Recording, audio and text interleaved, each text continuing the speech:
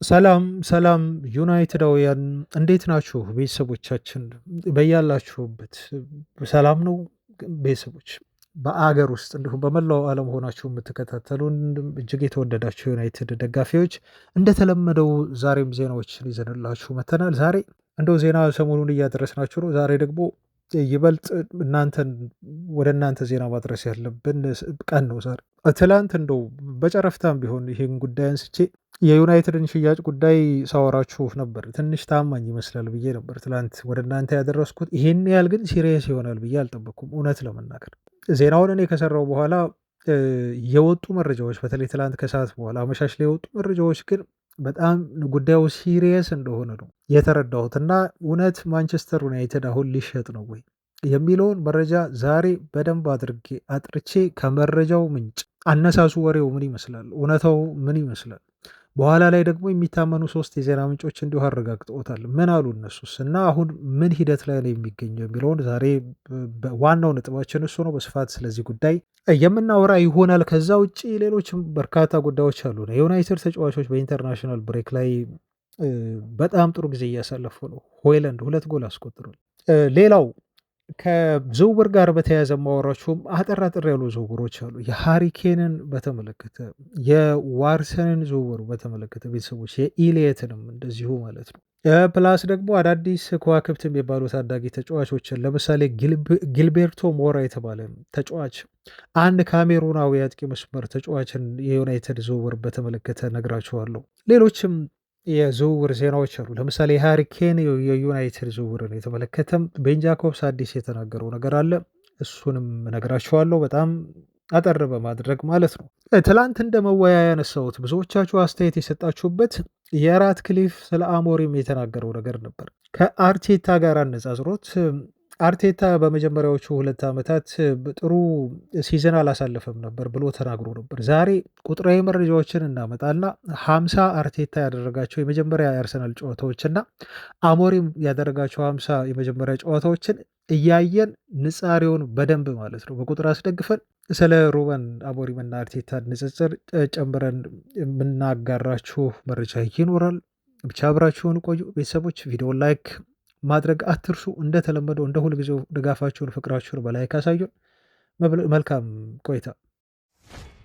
ወደ ዋና ዋና የዜናው ክፍል ከማለፋችን በፊት የዓለም ዋንጫውን ጨዋታዎች እንደው እንመልከት። ያው ዩናይትዳውያንም እየተሳተፉ ነው የሚገኙት በየብሔራዊ ቡድኖቻቸው እና ትላንት ሆይለንድ ለዴንማርክ ብሔራዊ ቡድን 2 ጎል አስቆጥሯል። ቤላሩስን 6-0 በሆነ ውጤት ነበር አዌ ያሸነፉት እና በዚህ ጨዋታ ላይ ፓትሪክ ዶርጉ እንደዚሁ 1 ጎል አስቆጥሮ 1 ለሆይለንድ አሲስት አድርጓል። ሆይላንድ 2 አስቆጥሮ 1 አሲስት አድርጓል። ስለዚህ የዩናይትድ ተጫዋቾች በድምሩ 3 ጎል እና እንዲሁ 2 አሲስት ነበራቸው ማለት ነው። ከ6ቱ ጎሎች እና አሲስቶች ተዋጽኦቸው በዚህ መልኩ ይገለጻል። ሆይላንድም 9.3 ሬቲንግ ነው ያገኘው። በነገራችሁ ላይ ሬቲንግ በየሳይቱ ሊለያይ ይችላል፣ ግን ሆይላንድ በዚህ ያህል ከ9 እና ከዛ በላይ ሬቲንግ ያገኘበትን ጨዋታ ያስመዘገበ ተጫዋች ሆኗል ማለት ነው። በጣም የሚያስገርመው ያው በዩናይትድ ቤት ባለፈው ሲዝን 32 ጨዋታ አድርጎ ሆይላንድ ያስቆጠረው የጎል ብዛት 4 ነው። አሁን ይህን የጎል መጠን ተጫዋቹ በ2 ጨምሯል ማለት ነው። በጣም በጥቂት ጨዋታ በ2 አሻሽሎታል። ኦልሬዲ ተጫዋቹ አሁን ያስቆጠራቸው የጎል ብዛት 6 ነው። እንደዚሁም 1 አሲስት አድርጓል ማለት ነው። ስለዚህ አምና በዩናይትድ ቤት ተጫዋቹ ከ32 ጨዋታ 4 ብቻ ነበር ያስቆጠረው። ዘንድሮ በጣም በጣት በሚቆጠሩ ጨዋታዎች ብቻ 6 ጎል ማስቆጠሩ ምን ያህል ፎርሙን በቃ ይሄ ራስመስ ሆይለንድ ልክ ወደ ዩናይትድ ከመምጣቱ በፊት ብዙዎች ሲያወሩለት የነበረውን ይሄ ትልቅ አጥቂ ነው ተስፋ ባለው ተብሎ ሲነገር የነበረውን ነገር ያስመሰከረበት ሆኗል ማለት ነው እና እንደው ለራሽፎርድ አሚን ለሆይላንድ ደስተኛ የማይሆን የዩናይትድ ደጋፊ ያለ አይመስለኝም። እኔ ከዚህ በፊትም ደጋግሜ ተናግሬያለሁ። ለዩናይትድ ባለው ፍቅር ብቻ ሳይሆን በተጫዋቹ ኤቲክስ በራሱ ጠንክሮ በመስራት የሚያምን ልጅ ነው እና ይሄ ጠንክሮ መስራቱ በተለይ አምና ዩናይትድ ቤት ናፖሊ ቤት ዋጋ አስከፍሎታል በጥሩ መልኩ ማለት ነው። ፍሬውን አግኝቷል እና ሆይላንድ ፊዮረንቲና ላይ ልክ የመጀመሪያው ጎሉን አስቆጠረ። በተከታታይ 3 ጨዋታ ጎል አላስቆጠረም ነበር።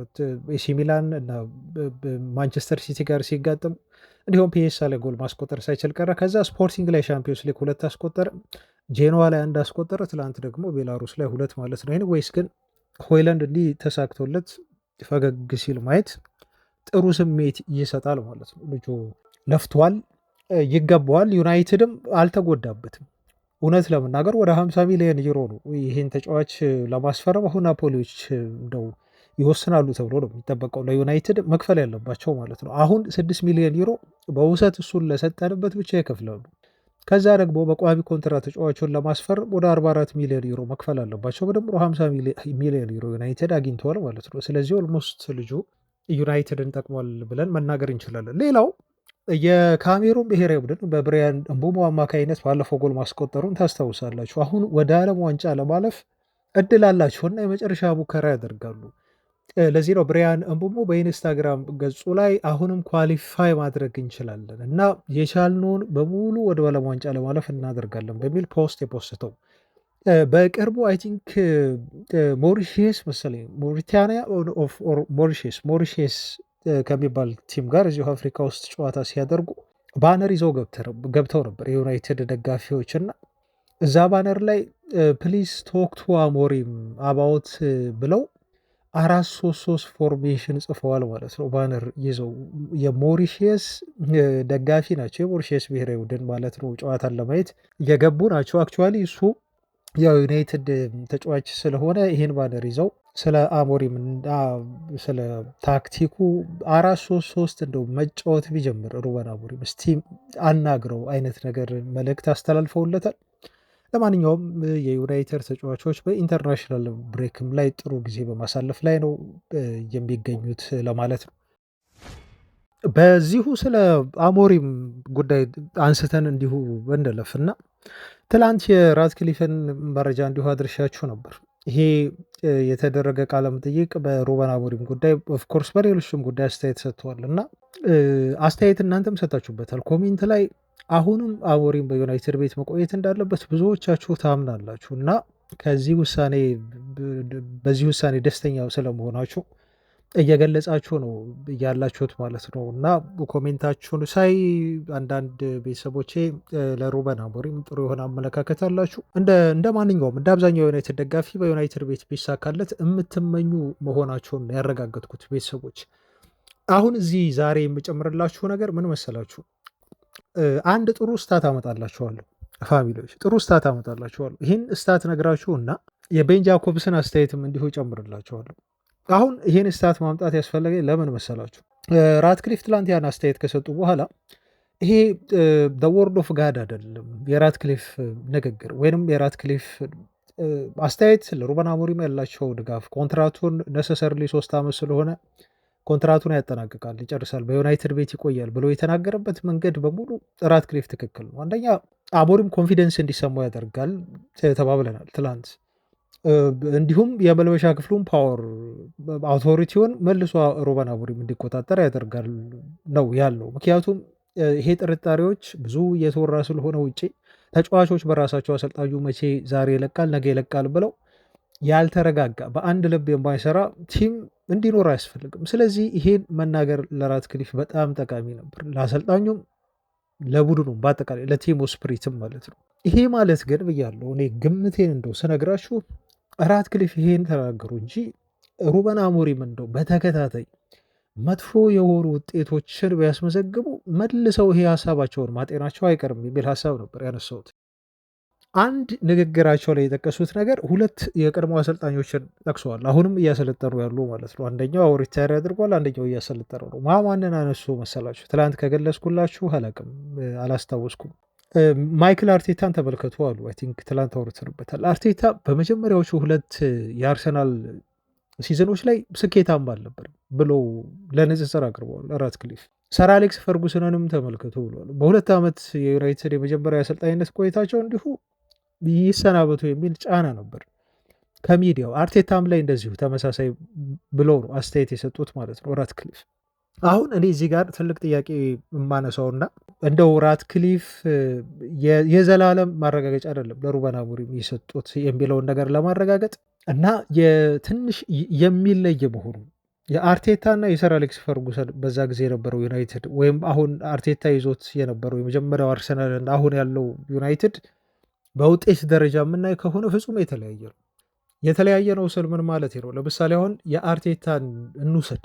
አርቴታ አርሰናልን ሲይዝ ያስመዘገባቸው የመጀመሪያዎቹ ጨዋታዎች ውጤትን ከሩበን አሞሪም ጋር እናነጻጽራለን ማለት ነው ቤተሰቦች። እና ይሄ ንጽጽር የሚጠቅመን ለምንድን ነው? ሩበን አሞሪም ጥሩ አሰልጣኝ ሊሆን ይችላል። ኦፍኮርስ በጣም ተስፋ ያለው አሰልጣኝ ነው። ግን ውጤቱ ደግሞ የአሰልጣኙን ብቃት ሜዳ ላይ እየገለጸ አይደለም የሚለው ነው። በበቂ ደረጃ ነው ያልኩት ቤተሰቦች፣ በበቂ ደረጃ ልብ በሉ። አሁን የተጫወቱትን ጨዋታ እንደዚሁ ስናይ 50 ጨዋታ በመጀመሪያዎቹ የአሰልጣኝነት ዘመናቸው ያደረጉትን ነው ምንገመግመው። አርቴታ 50 ጨዋታ፣ ሩበን አሞሪም 50 ጨዋታ ማለት ነው። 27 ጨዋታዎችን አርቴታ አሸንፏል ከ50ው። ሩበን አሞሪም 19 ጨዋታዎችን ብቻ ነው ያሸንፈው። የአርቴታ በ8 ጨዋታዎች ይበልጥ አሸንፈዋል ማለት ነው። አሁን ንጻሪውን ስናይ የ8 ጨዋታ ማሸነፍ ልዩነት ቀላል አይደለም። 8 ጊዜ 3 ይህን አባዙት ቤተሰቦቻችን፣ በጣም ብዙ ፖይንት ነው የሚሆነው። እንደዚሁም 10 ጨዋታ አርቴታ ድሮ አድርጓል። ሩበን አሞሪም 12 ጨዋታ ነው ድሮ ያደረገው። በድሮ ሩበን አሞሪም ተሽሏል ማለት ነው። ከአርቴታ ይልቅ 2 ጨዋታዎችን ድሮ አድርጓል። 13 ጨዋታዎችን አርቴታ ተሸንፏል። አሞሪም የተሸነፈው ግን 19 ጨዋታዎችን ነው ቤተሰቦች። ኦልሞስት የአንድ ሲዝን ግማሽ ጨዋታዎችን ያህል ሩበን አሞሪም ተሸንፏል ማለት ነው በዩናይትድ ቤት። ስለዚህ ከአርቴታ ሽንፈት የሩበን አሞሪም በ3 ይበልጣል። ሽንፈቱ በዛ ፕላስ ደግሞ የሚያሸንፋቸው የጨዋታ ቁጥሮች አነሱ የሩበን አሞሪም ፕላስ በአጠቃላይ ያስቆጠረው ጎል አርቴታ 79 ነው። በዚህ ረገድ ሁለቱም ተመጣጣኝ ናቸው። ሩበን አሞሪም ቲም 78 ጎሎችን አስቆጥሮ እንደውም ያገኛቸውን የጎል ማግባት እድሎች ቢያስቆጥር ከዚህ በላይ ምናልባት ከአርቴታው ቡድን የተሻለ መቀመጥ ይችል ነበር። 48 ያህል ጎል እንዲሁ ዩናይትድ አርቴታ ኮንሲድ አድርጓል። እንዲሁም የዩናይትድ ቡድን ደግሞ 76 ያህል ጎሎችን ኮንሲድ አድርጓል ማለት ነው። አያችሁ ብዙ ይገባበታል ዩናይትድ ብዙ ጎል ይገባበታል። እና አሁን ይህንን እስታት ስናይ ሩበን አሞሪምን እንደው የዛኔ ከነበረው የአርቴታ አጀማመር ጋር ማነጻጸር አግባብ ነው ወይ የሚል ጥያቄ በራትክሊፍ ምሳሌ ላይ እንዲሁም ማንሳት ይገባናል ማለት ነው። ቤተሰቦች አጀማመር ጥሩ ሊሆን ይችላል፣ ተስፋ ያለው አሰልጣኝ ሊሆን ይችላል ሩበን አሞሪም። ኦፍኮርስ ነው የምደግፈዋለሁ፣ በዩናይትድ ቤት ስኬታማ እንዲሆን እፈልጋለሁ።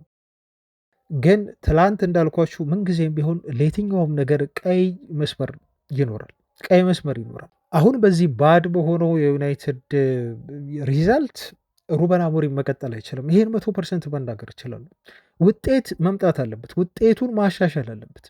ለምሳሌ አንድ ጨዋታ አሸንፎ ወይ 2 ተከታታይ ጨዋታ የሚሸነፍ ቡድን ዩናይትድ መሆን የለበትም። ኮንሲስታንሲ ያስፈልጋል። ኮንሲስታንሲ ስንል የትኛውም ቡድን በተለይ በፕሪሚየር ሊግ የትኛውም ቲም ሽንፈት ሊገጥመው ይችላል። የትኛውም ቲም በፕሪሚየር ሊጉ ይሄ የተረጋገጠ ነው ያሸንፋል ብላችሁ የምትሉት ቲም አይኖርም። ምክንያቱም ከሊጉ ጥንካሬ አንጻር ነው ይሄን የምለው ቤተሰቦች። ስለዚህ ይሄ ማለት ምን ማለት ነው? አንድ ቲም ለምሳሌ 3 ጨዋታ አሸንፎ ወይ አንድ አቻ ወጥቶ ቀጣዩን ደግሞ ሊሸነፍ ይችላል። ወይም ደግሞ 2 ጨዋታ አሸንፎ ቀጣዩን ሊሸነፍ ይችላል። ወይ ደግሞ እንግዲህ ያላቅም 4 ወይ 5 ጨዋታ ተከታታይ አሸንፎ በሆነ ጨዋታ ደግሞ ነጥብ ሊጥል ይችላል። ግን በፍጹም አንድ ቲም 2 ተከታታይ ጨዋታ ተሸንፎ ወይ አንድ ጨዋታ ላይ እንዲሁ አቻ ወጥቶ አንድ አሸንፎ ደግሞ በተከታታይ ደግሞ የሚሸንፍ ቲም በፍጹም ሊሆን አይገባም። በተለይ ማንቸስተር ዩናይትድ ማለት ነው። ይሄ ቢሆን ከሆነ ኢንኮንሲስተንሲ ነው የሚሆነው፣ የውጤት ወጥነት የለም። ይሄ የውጤት ወጥነት የማይመጣ ከሆነ ደግሞ ራትክሊፍ ውሳኔውን በድጋሚ ላይጤን እና የሩበን አሞሪም ቆይታ እንዲሁ ጥያቄ ምልክት ውስጥ እንዲገባ ሊያደርገው ይችላል ማለት ነው። ምክንያቱም የዛኔ የነበረው አርሰናል ሚካኤል አርቴታ በጀመረበት ወቅት ይዞ ያጠናቀቀበት ደረጃ ጥሩ ባይሆንም ግን እውነት ለመናገር ፍጹም ከሩበን አሞሪም የተሻለ ውጤት አርቴታ ነበረው ለማለት ነው። እናንተ የፈለጋችሁትን ሀሳብ ሰጥታችኋል። ዛሬም አሁን በዚህ ጉዳይ መስጠት ትችላላችሁ። ቤተሰቦቻችን እንደው አሞሪም ይሰናበት ለማለት ፈልጌ አይደለም ይሄን ነገር ያመጣሁት፣ ግን ራትክሊፍ ከተናገረው ንግግር አንጻር ያለውን እውነታና ፖይንቱን ለማንሳት በሚል ነው። ስታቶች አሁን ዩናይትድን በደንብ አድርገው ይደግፉታል። ይህን በተደጋጋሚ ያነሳን። ትላንትም ፋብሪሶ ሮማኖ ሼር ሲያደርገው ነበር። ይህን ዜና ራሱ እየሰራውላችሁ የሆነ ስታት ሼር ሲያደርግ ነበር ፋብሪሶ ሮማኖ። ምን አለመሰላችሁ? በፕሪሚየር ሊግ ቤዝድ ኦን ኤክስፔክትድ ጎል፣ እንደው በኤክስፔክትድ ጎል ሊጉን ደረጃ ሰንጠረዥ ቢወጣ ኖሮ ዩናይትድ አንደኛ ሆኖ ነበር የሚቀመጠው። ምክንያቱም ኤክስፔክትድ ጎል ዩናይትድ ከሁሉም የፕሪሚየር ሊግ ቲሞች አንደኛው ነው የሚሆነው። ዩናይትድ አንደኛ ይሆናል። 14 ኤክስፔክትድ ጎል አለው። ማስቆጠር ያለበት የጎል መጠን ነበር። ፓላስ ሁለተኛ ይሆናል። አርሰናል እንዲሁ ሶስተኛ ይሆናል። 13 ኤክስፔክትድ 13.7 አርሰናል አለው ማለት። ከዛ ሊቨርፑል፣ ከዛ ቼልሲ አምስተኛ። እንዲህ ነበር የሚሆነው። ሹት ኦን ታርጌት ዩናይትድ ደፈርስት ነው። ካውንተር አታክ ዩናይትድ ደፈርስት ነው። ተች ኢን ቦክስ ዩናይትድ ሰከንድ ነው በሊጉ። ፖዚሽናል አታክ ዩናይትድ ሰርድ ነው። ፕሬሲንግ በማድረግ ደግሞ ዩናይትድ ሰርድ ነው ማለት ነው። ስለዚህ እነኚህ ጥሩ በምትሏቸው ሜትሪክሶች በሙሉ ዩናይትድ ቶፕ ስሪ ውስጥ አለበት።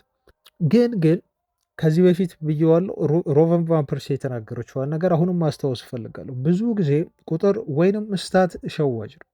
ስታትህ ምርጥ ነው ተባለ ማለት በእግር ኳስ እንደው ሊጉ ላይ ያለህ ላይ ደረጃ ሰንጠረዥ ይገልጻል ማለት አይደለም። ስታትህ ጥሩ ሆኖ ደግሞ በሊጉ የምታመጣው ውጤት ጥሩ ካልሆነና ደረጃ ስታትህን የማይገልጽ ከሆነ ዞሮ ዞሮ ተመሳሳይ ነው ማለት ነው። ስታት ሚንስ ነቲንግ። ቤተሰቦቻችን መሻሻሉን ቲሙን ሊያሳየን ይችላል። ሩበን አሞሪም የሆነ ነገር እየሰራ እንደሆነ ሊያሳየን ይችላል።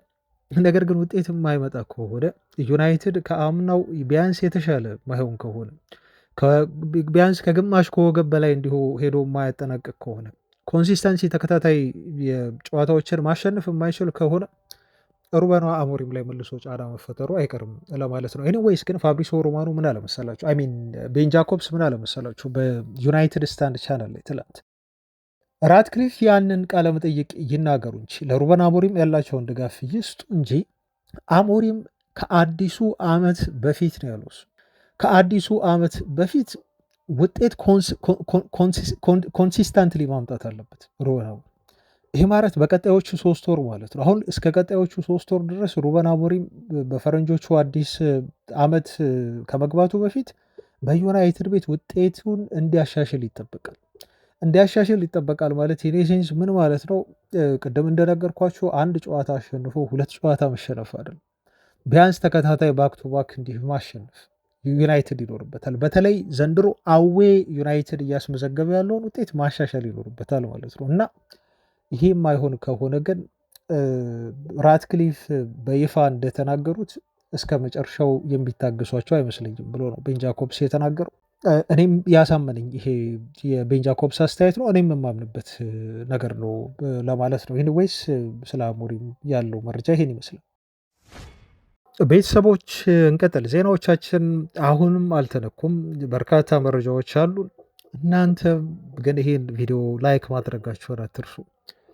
ላይክ ማድረግ በጣም ለዚህ ቻናል ጠቃሚ ነው። ቤተሰቦች ትላንት ወደ 500 ጠየኳችሁ፣ 600 አደርጋችኋል። ከልብ አመሰግናለሁ። ይሄንንም ቪዲዮ ላይክ አድርጉ። 700 800 ላይክ መስጠት ትችላላችሁ። አውቃለሁ እየዘነጋችሁ ነው፣ እየረሳችሁ ነው። እንደው ላስታውሳችሁ በሚል ነው። ቤተሰቦች አሁን ወደ ዋናው ነገር ልምጣ። ትላንት አንድ መረጃ አንስቼላችሁ ነበር፣ የዩናይትድ ሽያጭ ጉዳይ። እንደውም አንድ ቤተሰብ ኮሜንት ላይ መንጌ በቃ አንተ መዋሸት ጀምረሃል ማለት ነው በሚል ኮሜንት አደርግ። እኔ እናንተን መዋሽበት ምንም ምክንያት የለኝም። እንደው ለክሊክ ቤት ወይ እንድታደምጡ በሚል ከራሴ ማወራችሁ፣ በተለይ ከራሴማ በጣም ትልቅ ኃጢአት ነው። ይሄ የማይደረግ ነገር ነው። ኢቨን አግንኖ ለማውራት ራሱ ትንሽ መቆጠብን ነው መመርጠው። በተለይ አሁን ዜና መምረጥ አንዱ እኔ የያዝኩት ሮል ነው፣ ህግ ነው። ለእናንተ ዜና መርጣለሁ። ኢቨን ጋዜጦችን ሁሉ መርጣለሁ፣ የማቀርብላችሁን ነገር። አንዳንድ መረጃዎች እስኪያድሩ ሁሉ እጠብቃለሁ። ትላንት ስነግራችሁ ነበር፣ እስኪያድሩ እነኛ መረጃዎች አድረው ቆይ እስቲ ትንሽ ልታገስና ከሆነ ቦታ የሆነ ነገር ላግኝ፣ የማምነውን ነገር ላገኝ ብዬ እታገሳለሁ።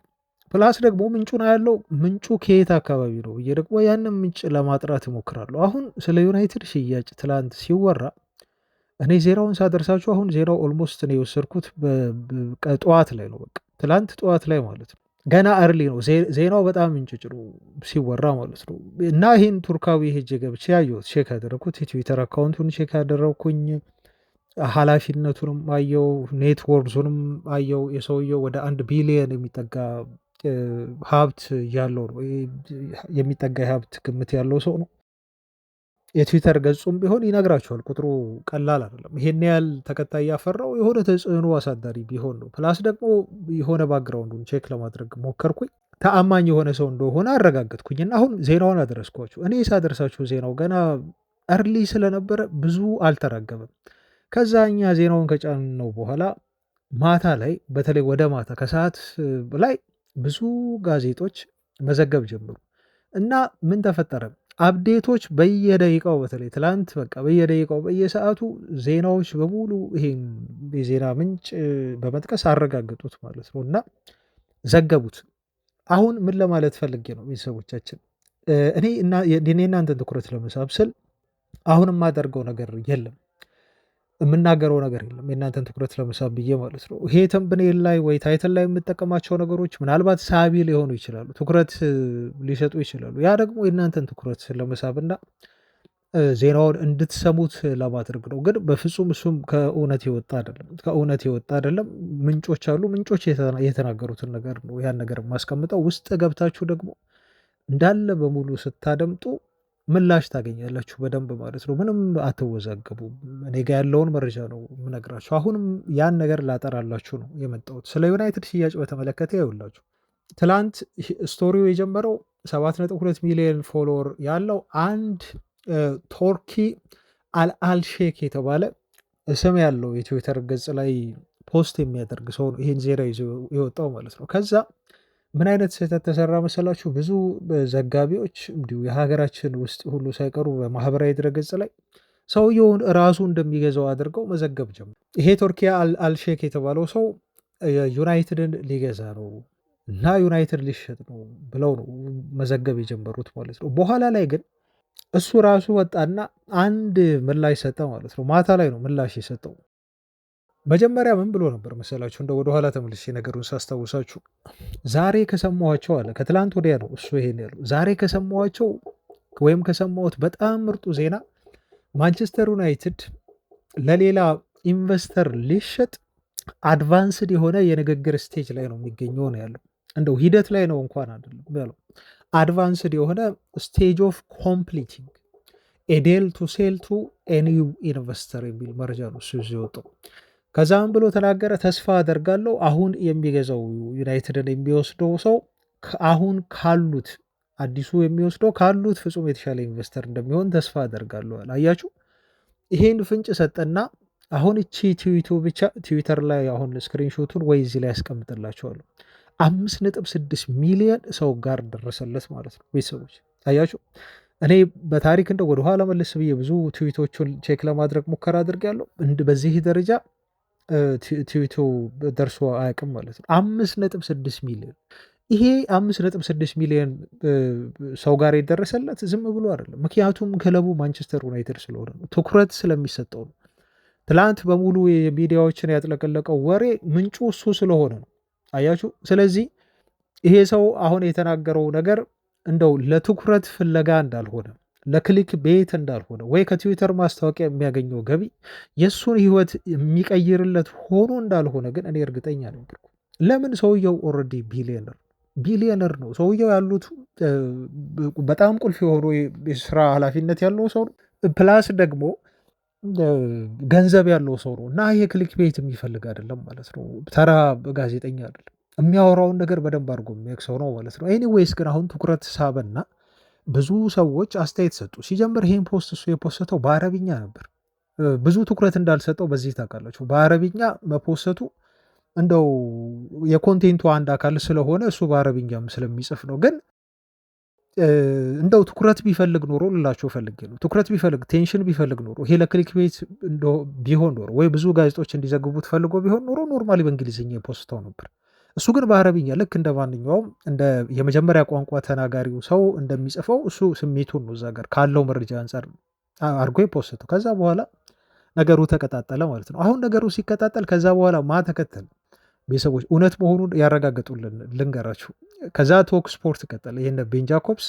ከዛ ዴይሊ ሜል ቀጠለ፣ ከዛ ዴይሊ ሚረር ቀጠለ ማለት ነው። እና ይሄ ዜና እውነት መሆኑን እነኚህ ሶስት ምናምናቸው ጋዜጠኞች ወይ ጋዜጣ ምንጮች አረጋግጡልን። ምን አሉ እነሱ የሚለውን በኋላ ነግራችኋለሁ፣ አሁን ከጥቂት ደቂቃ በኋላ። ግን ይሄ ሰውዬ ያለው የዩናይትድ እንደው ፕሬዠር በጣም ብዙ በመወራቱ ሰውየው ስሙ በተሳሳተ መንገድ መነሳቱ ስላሳሰበው ደግሞ ማታ በድጋሚ መጣ።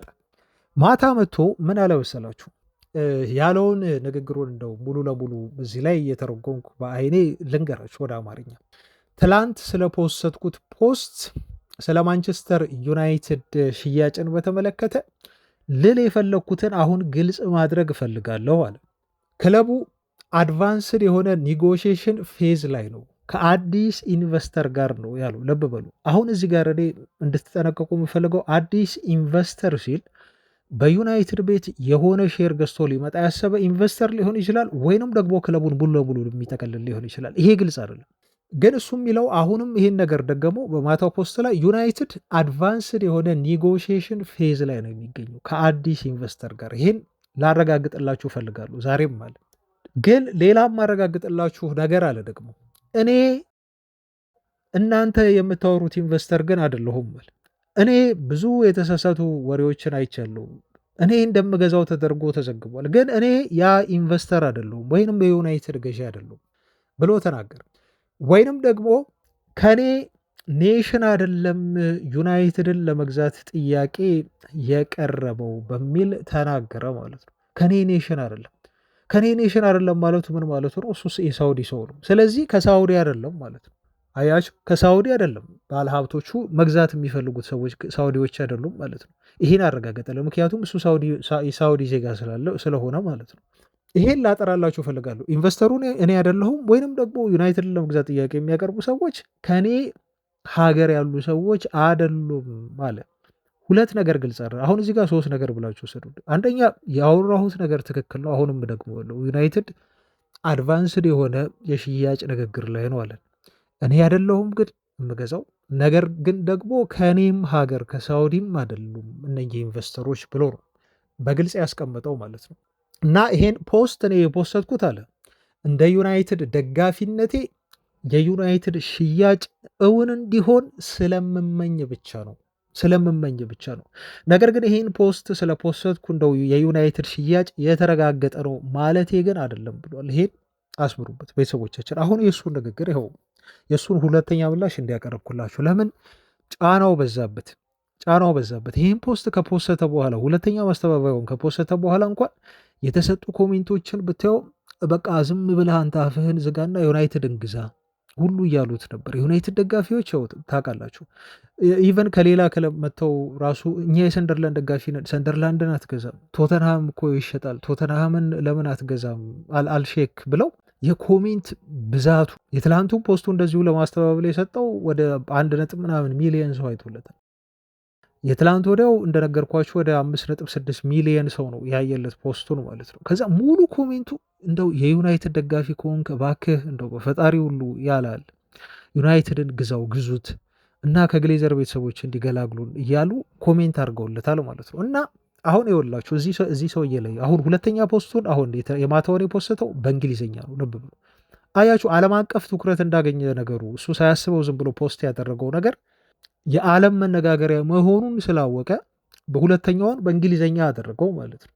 አያችሁ፣ ይሄ ሰው መጀመሪያ ያወራው ነገር ትኩረት ፍለጋ አይደለም። ትኩረት ቢፈልግ ኖሮ የመጀመሪያውን በእንግሊዝኛ ነበር ፖስት የሚያደርገው። ኦፍኮርስ አሁን ትራንስሌት ማድረግ ይሄን ያህል ከባድ ነገር ሆኖ አይደለም፣ ግን እንደው በጣም ለሱ ቅርብ ስለሆነ በጣም ትልልቅ ኦፊሻል የሆኑ ባለሀብቶችን ስለሚያውቅ ራሱም ቢሆን ባለሀብት ስለሆነ እና መረጃው ስላለው ብቻ ደስ ብሎት እንደው እሱ እንደተናገረውም ደጋፊ ስለሆነ ደስ ብሎት ነው የፖስተው ማለት ነው። እኔ ደግሞ ይኸውላችሁ እዚህ ጋር ምን መናገር ፈልጋለሁ። ይሄ ሰው የዩናይትድ ደጋፊ ነው፣ በጣም ዩናይትድን ይደግፋል። እያወራ እንዳለው ከሆነ ኢቨን ስሜቱ ሁሉ የኛ ነው። የዩናይትድን ባሊያ ሁሉ ለብሶ አንድ ፎቶ አይቻሉ። ስለዚህ የሆነ ጠጣር የሆነ ኮንክሪት ነገር ባይኖር ኖሮ ይሄን ነገር ዝም ብሎ አያወጣውም ሰውየው። ምክንያቱም ለስሙ ይጠነቀቃል። የሚሰራው ሚዲያ ላይ ነው። ያንን ነገር ትዊተር ላይ ማውጣት አስፈላጊ አልነበርም። ጥሩ የሆነ እየገፋ ያለ ነገር ባይኖር ፕላስ ደግሞ መጀመሪያ ትዊት ያደረገውን ከትላንት ወደ አሁንም እደግመዋለሁ ብሎ ነው ያለው። እደግመዋለሁ ዩናይትድ አድቫንስድ የሆነ ኔጎሽዬሽን ላይ ነው ብሎ ተናገረ ማለት ነው። ናው አሁን ስለዚህ መረጃ ይኸው እንደዚህ በጠራ መልኩ አሁን አደረስኳችሁ። አሁን ጠርቶላችኋል። ዜናው ከየት መጣ፣ ምንጩ የመጀመሪያው ምን ነበር ለሚለው በዚህ መልኩ ከመለስኩላችሁ በኋላስ ሌሎቹ ምን አወሩ የሚለውን እንዴ በኋላ ቶክ ስፖርት ወጣና የነ ቤን ጃኮብስ አሁን ዩናይትድ አዲስ ኢንቨስተር እየጋበዘ ነው እና ዩናይትድን ለመግዛት አልሼክ ያወራው አልሼክ ዩናይትድን ለመግዛት ድርድር ላይ ያሉ ሰዎች አሉ ብሎ የተናገረው ኢንቨስተር ምንጩ ከዩናይትድ አረብ ኤሚሬት መሆኑን አረጋግጠናል በሚል ቶክ ስፖርት ይሄን መረጃ ይዞ መጣ ማለት ነው። ምን ማለት ነው ይሄ? ማለት ቤተሰቦች አያችሁ ከሳውዲ አይደለም ተብሏል። ስለዚህ ከዩናይትድ አረብ ኤሚሬት ናቸው ማለት ነው ኢንቨስተሮቹ። ስለዚህ አልሼክ ትክክል ነው ማለት ነው። ቅድም ያለው ከሳውዲ አይደለም ኢንቨስተር ብሏል፣ እኔም አይደለሁም ብሏል ማለት ነው። ና አሁን ከዩናይትድ አረብ ኤሚሬት ስለመሆናቸው ተረጋገጠ። በኋላ ላይ ደግሞ ዴይሊ ስታር የተባለው ጋዜጣ ምን ብሎ ተናገረ? የግሌዘር ቤተሰቦች ክለቡን ለመሸጥ ለገበያ አውጥተውታል። አዲስ ኢንቨስተር እየፈለጉ ነው። እንደውም አሁን አይደለም ማውራት የጀመሩት ቆይቷል። ከራትክሊፍ ጋር ክለቡን እንደው በጋራ ሼሩን ሸጦ የተወሰነ አብረው መስራት ከጀመሩ ጊዜ ጀምሮ በውስጥ ሲደራደሩ ነበር። አሁን በጣም እየበሰለ ነገሩ መጥቶ እንደው ወደ መጨረሻው ስቴጅ ላይ ሲደርስ ነው ይሄ መረጃ የወጣው እና ከክለቡ ሽያጭ ከ5 እስከ 6 ቢሊዮን ፓውንድ የግሌዘር ቤተሰቦች ማግኘት ይፈልጋሉ ተብሎ ተነገረ ማለት ነው። ሌላ ሁለተኛ መረጃ አመሻሽ ላይ ደግሞ ዴይሊ ሜል ዜና ይዞ ወጣ። እውነት ነው ይሄ የተባለው ነገር። ኢንቨስተሮች አሉ፣ በተለይ ከዩናይትድ አረብ ኤሚሬት ዩናይትድን ለመግዛት ኢንቨስተሮች እያነጋገሩ ነው። ከዩናይትድ ሰዎች ጋር ፕሮፖዛላቸውን አቅርበዋል። እንደውም አለ ዴይሊ ሜል፣ እንደውም አንዳንድ የዩናይትድ ሌጀንድ ተጫዋቾች ሁሉ ሳይቀር የቦርዱ አባል እንዲሆኑ የዚህ ግዢ ሂደት አባል እንዲሆኑ ወደፊት ዩናይትድ ከተገዛ በኋላ በዩናይትድ ቤት የሆነ ቦታ ተሰጥቷቸው የስራ ሚና ተሰጥቷቸው ሊሰሩ የሚችሉ የዩናይትድ ሌጀንድ ያሉ ሌጀንድ ሲል እኔ ይጠረጥራሉ እነ ተጽዕኖ ፈጣሪዎቹ እነ ሪዮ ፈርዲናንድ ሊሆን ይችላል፣ እነ ማነው ጋሪ ኔቭል ሊሆን ይችላል፣ እነ ሮይኪን ሊሆኑ ይችላሉ። ብቻ ኢንቮልቭ አድርገዋል ማለት ነው፣ ዴቪድ ቤካምንም ጨምሮ ማለት ነው። ቤተሰቦቻችን አንዳንዶች ክርስቲያኖ ሮናልዶን ሁሉ እጁ አለበት እያሉ ያነሳሉ እዚህ ነገር ላይ ማለት ነው። ነገር ግን አሁን ዋናው ትልቁ ቁም ነገር ምንድን ነው? በዚህ ርቀት ያህል ሄደዋል። ዴይሊ ሜል ጋዜጣ የምናምነው ነው። ቶክ ስፖርት እነ ቤን ጃኮብስ ምናምናቸው ናቸው። እነ ዴይሊ ሚረርም ቢሆን ያወራው ዜና የምናምነው ነው።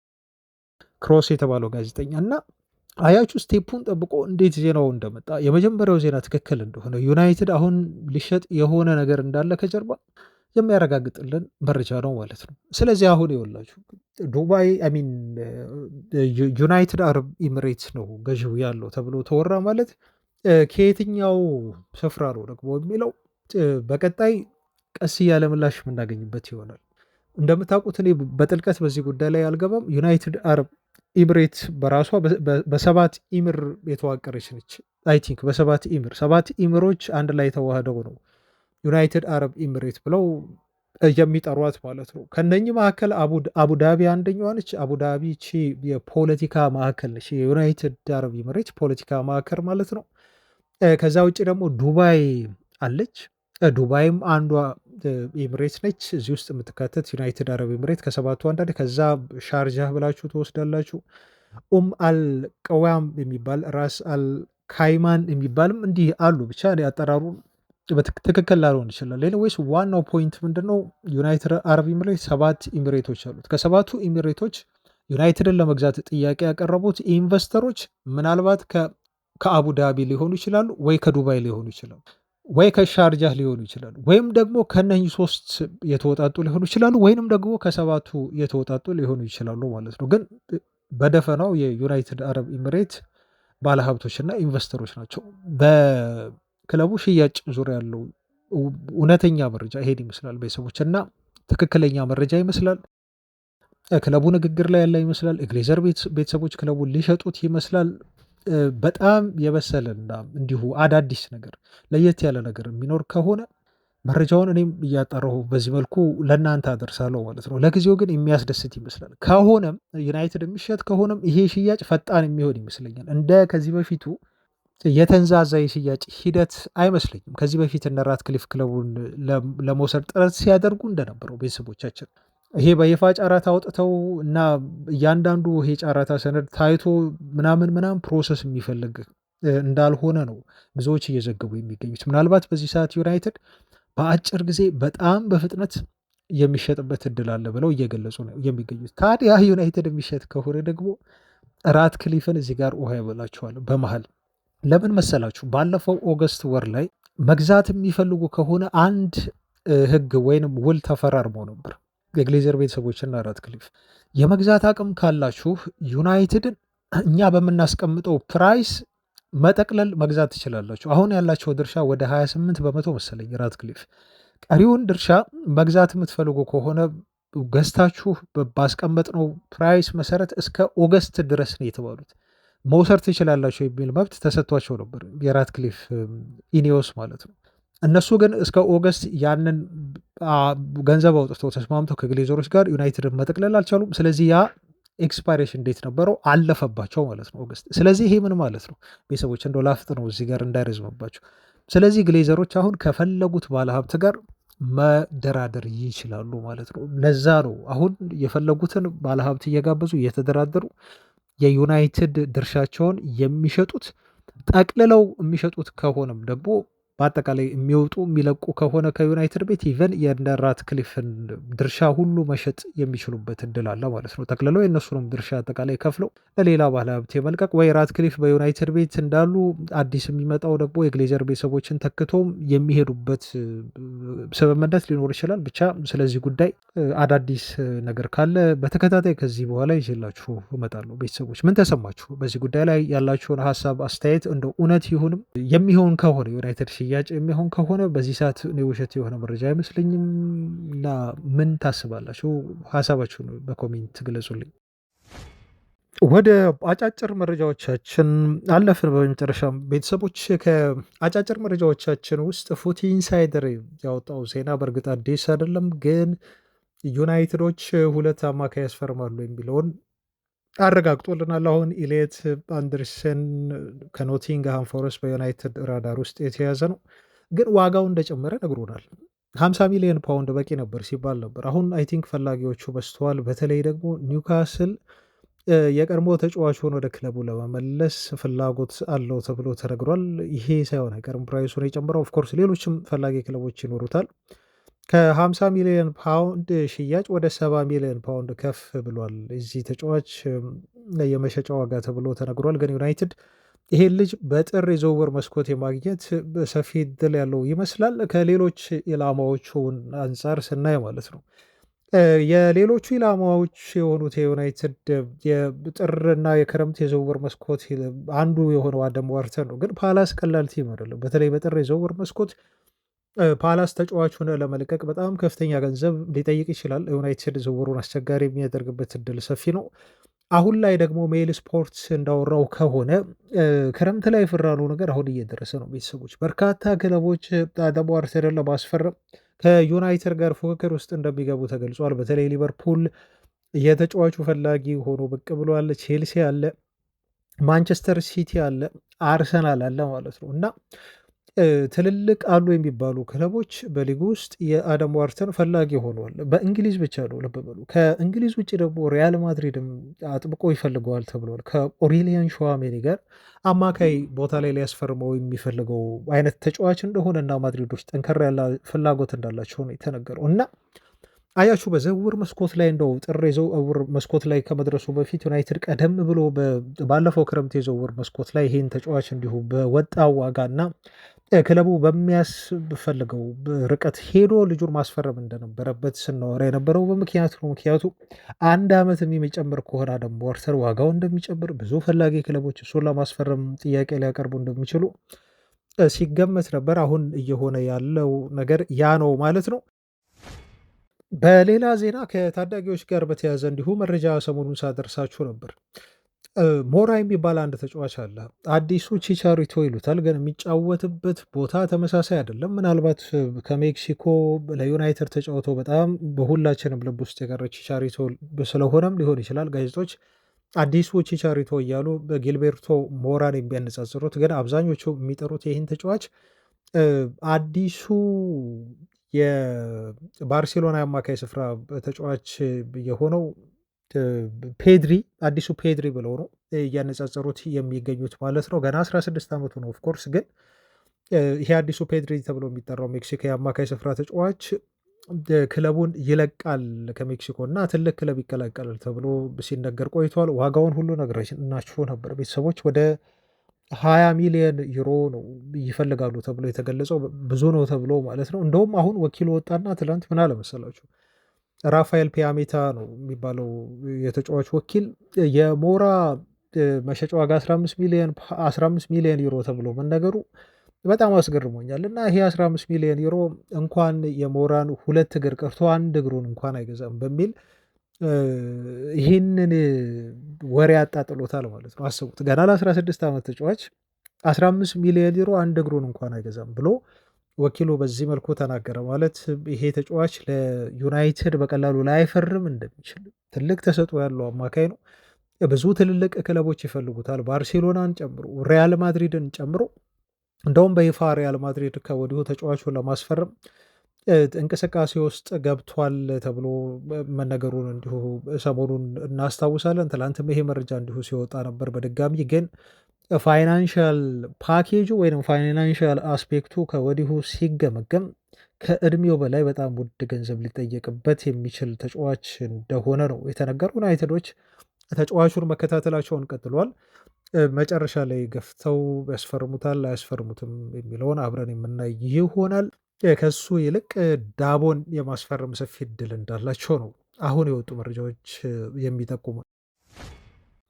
ቤን ጃኮብስ በዩናይትድ ስታንድ ቻናል ላይ ቀርቦ አንድ አጥቂ ለማስፈረም ከወደ ስፔን እየተመለከቱ ይገኛሉ ብሎም እንዲሁ ሌላ ባለተሰጥኦ ተጫዋች አረጋግጦልናል። ኦፍኮርስ ታዳጊ ልንለው አንችልም። እድሜው ገና 21 ዓመት ነው። ካሜሮናዊ ተጫዋች ነው። አጥቂ ነው ቤተሰቦቻችን። ይሄ አጥቂ ታዲያ አሁን እየተጫወተ ካለበት ሌቫንቴ ከሚባለው የስፔን ክለብ ዩናይትዶች ሊያስፈርሙት ስካውቶቻቸውን በተደጋጋሚ ጊዜ በመላክ ጨዋታውን እየገመገሙ ይገኛሉ ተብሏል። ቶተንሃም እና ጁቬንትስን ፈላጊዎቹ እንደሆኑ ተረጋግጧል። ለካሜሩን ብሔራዊ ቡድን የሚጫወት ነው። ትልቅ ተስፋ የተጣለበት በተክለ ሰውነቱ ግዙፍ ፍጥነት፣ ጉልበት ያለው ምርጥ ጨራሽ የሆነ አጥቂ እንደሆነ ይነገርለታል። ሌቫንቴዎች ዘንድሮ ነው ወደ ላሊጋ የመጡት፣ ግን ይሄ ተጫዋች ጥሩ ፎርም ላይ ያለ ተጫዋች እንደሆነ ተነግሯል ቤተሰቦቻችን። እና ተጫዋቹን ለማስፈረም ዩናይትዶች ከሌሎች ትልልቅ ክለቦች ጋር ፉክክር ያደርጋሉ። ቀደም ከነገርኳቸው በ8 የላሊጋ ጨዋታ 5 ጎሎችን አስቆጥሮ እንዲሁም 3 አሲስት ማድረግ የቻለ ተጫዋች ነው ማለት ነው። ኢታ ኢዮን ተብሎ ይጠራል ቤተሰቦች። ስሙን ሳልነግራችሁ ወደ ዜናው አለፍኩ። የ21 ዓመት ካሜሮናዊ ኢታ ኢዮን ተብሎ የሚጠራ የአጥቂ መስመር ተጫዋች ነው ማለት ነው። ዩናይትድ በቀጣዮቹ የዝውውር መስኮቶች ላይ አጥቂ ለማስፈረም ማርኬቱን እንደሚያይ ብዙዎች እየዘገቡ ነው የሚገኙት። ኦፍኮርስ ሼሽኮ በጣም ጥሩ ፎርም ላይ ነው የሚገኘው፣ ግን በሼሽኮ ብቻ መገደብ አልፈለጉም ዩናይትዶች። እንደ ጁቬንቱሱ ያልዲዝ፣ ለያልዲዝም ዝውውር ኢቨን ከቼልሲ ጋር ይፎካከራሉ ተብሎ መረጃው እየወጣ ነው የሚገኘው። ይገፉበታል አይገፉበትም የሚለውን አብረን የምናይ ይሆናል። ግን ከአጥቂዎች ጋር ስማቸው እየተያዘ እንደሆነ መታዘብ እንችላለን። ያልዲዝም ከጁቬንትስ ከሚፈልጓቸው አጥቂዎች መካከል አንዱ እንደሆነ ስሙ ተነስቷል። በትላንት የመረጃ ምንጮች ብዙ እየዘገቡት ያለ ነው። ዛሬም ይህን ዘገባ እንዲሁ በተደጋጋሚ ገልጸውታል። የሃሪኬንም ጉዳይ አሁንም እየተነሳ ይገኛል። በነገራችሁ ላይ ሃሪኬን ወደ እንግሊዝ መምጣት የፈለገበት ከዚህ ሲዝን መጠናቀቅ በኋላ አንዱ ትልቁ ምክንያት ተብሎ የተነገረው በእንግሊዝ ፕሪሚየር ሊግ ብዙ ጎል የማስቆጠር ሪከርድ አለ። አለን ሺረር ነው ይሄን ጎል የማስቆጠር ሪከርድ የያዘው ታውቃላችሁ። አሁን የአለን ሺረርን 260 ጎሎች የማስቆጠር ብሬክ ለማድረግ ለመስበር 47 ጎል ብቻ ነው የሚቀረው ማለት ነው ሃሪኬን። እና በእንግሊዝ ቢያንስ 3 ዓመት እንኳን ከተጫወተ በትንሹ ሃሪኬን ይሄን ሪከርድ መስበር የሚችል ተጫዋች እንደሆነ ያስባል። ለዛ ነው የባየር ሙኒኩን ውል ካጠናቀቀ በኋላ ቀደም ብሎ እኔ ፍላጎት እንዳለው ልጅ ወደ እንግሊዝ እንደሚመለስ ማረጋገጫ አድርጌ ነው ኦፍኮርስ የወሰድኩት። አሁን ደግሞ ይበልጥ ይሄ ዜና እየተረጋገጠ መጥቷል ማለት ነው። እና በዚህ ሲዝን ካለቀ በኋላ የሲዝን ካለቀ በኋላ በዚህ ያህል ገንዘብ ወደ 55-56 ሚሊዮን ፓውንድ ነው። ይህን ያህል ገንዘብ የሚያቀርብልኝ ክለብ ከመጣ ተሸጡኛላችሁ ወደ እንግሊዝ ብሎ አስማምቷቸዋል ማለት ነው። ስለዚህ ሙኒኮች ምንም ማድረግ አይችሉም፣ በግድ ማቆየት አይችሉም። ስለዚህ ተጫዋቹን ለእንግሊዝ ክለቦች የውል ማፍረሻ ሂሳቡ ከተከፈለ መልቀቅ ይጠበቅባቸዋል ማለት ነው። ሃሪኬን በዓላማ ሆን ብሎ ይህንን አንቀጽ እንዳካተተ ነው ኮንትራቱ ላይ የሚታመነው ማለት ነው። እና ዝግጁ ይመስላል አሁን ቀጣይ ወደ ፕሪሚየር ሊግ ለመመለስ እና ዩናይትድ ከዚህ እንግሊዛዊ አንጋፋ የአጥቂ መስመር ተጫዋች ጋር ስሙ እየተነሳ ነው። ብዙ የዩናይትድ ደጋፊዎች የዚህንም ቻናል ጨምሮ በቃ ሃሪኬን ምን ሊያደርግ ነው? ዩናይትድ የሚመጣው እግር ኳስ ሊያቆም ነው ወይ ብላ እያላችሁ ነው ቤተሰቦቻችን። ግን እኔ ከዚህ በተቃራኒ የቆምኩ ነኝ። ምክንያቱም ሃሪኬን መምጣት ማለት ለሼሽኮ ገና 22 ዓመቱ ነው። በጣም ብዙ ነገሮችን ሊያስተምረው ከጎኑ ይችላል። ጫና ይቀንስለታል። ፕላስ አውቃለሁ ምናልባት ዲቨሎፕመንቱን በዩናይትድ ቤት ትንሽ ሊገታበት ይችላል ቋሚ ሆኖ ኬን ስለሚሰለፍ። ግን ቤን ጃኮብስ እንዳለው ከሆነ ሃሪኬን ወደ ማንቸስተር ዩናይትድ ሊመጣ የሚችልበት ሴናሪዮ አለ። ይሄን ከዚህ በፊት ነግሮናል። የሚናቅ መረጃ አይደለም ብሎናል። ተከታተሉት ይሄን ጉዳይ። ሃሪኬን ወደ ዩናይትድ የመምጣት እድል አለው ብሎ ትላንትም በዩናይትድ ዩቲዩብ ቻናል ላይ ዩናይትድ ስታንድ ላይ ነው የተናገረው ማለት ነው። እና ዩናይትድ እንደው መቶ ተጫዋቹ ጎል ብቻ አይደለም የሚያስቆጥረው ብሏል፣ ሜንተርም ይሆናል ብሎ ነው የተናገረው። እንደ አክቹዋሊ እሱ የተናገረው ነገር ሁሉ እኔ ያሰብኩትን ሆኗል ማለት ነው። ቤን ጃኮብስ የማን ሜንተር ይሆናል? የቤንጃሚን ሼሽኮ። ብዙ ነገር ያስተምረዋል። በአጭር ኮንትራት ለዩናይትድ ቢፈርም ሃሪኬን የ3 ዓመት ኮንትራት ተሰጥቶት ሌታስ ያስቡት። በጣም ቤስት ነው ቢሆነው ከሱ ብዙ ነገሮችን ከሃሪኬን ይወስዳል ይባላል። ሃሪኬን ደግሞ አሁን እንደው እድሜው ገፍተዋል ብላችሁ የምታስቡ የእግር ኳስ ቤተሰቦች ካላችሁ እንደው እስቲ መለስ ብላችሁ የሃሪኬንን ኳሊቲዎች አስቡ። አሁን እንደው እድሜው እየጨመረ በመጣ ቁጥር ሃሪኬን የሚያስቆጠራቸውን ጎሎች ተመልከቱ፣ እንቅስቃሴዎቹን ተመልከቱ። እና ቤንጃሚን ሴስኮ ከ3 ዓመት በኋላ ሃሪኬን በዩናይትድ ቤት ኮንትራቱን ሲጨርስ 25 ዓመት ነው የሚሆነው። ገና የእግር ኳስ እድገቱ ጫፍ ላይ የሚደርስበት ኤጅ ነው የሚሆነው ማለት ነው። ብዙ ጊዜ ያለው ልጅ ነው እና እኔ በጣም ሰፖርት ነው የማደርገው የሃሪኬን ዝውውር እውነት ሆኖ እንደው ወደ ዩናይትድ የሚመጣ ከሆነ የሚለውን ለማንሳት ነው። ቤተሰቦች ይህን ይመስላሉ ስለ ዩናይትድ የተወሩ አጠር አጠር ያሉ የዝውውር መረጃዎችን በዚህ መልኩ ያቀረብኩላችሁ። አብራችሁኝ ስለሆናችሁ ቤተሰቦች አይርዘምባችሁ። ሌላ መረጃዎችም ነበሩኝ እንዲሁ ይረዝማል በሚል ትችዋለሁ። ነገ ምናልባት ይዣቸው መለስ ይሆናል። ስለተከታተላችሁ አብራችሁ ስለሆናችሁ አመሰግናለሁ። ሀሳብ አስተያየት፣ ጥያቄ፣ ጥቆማ ካላችሁ እንዲሁ በኮሜንት ያስፈሩልኝ። ሰላም ሁኑ። ባባይ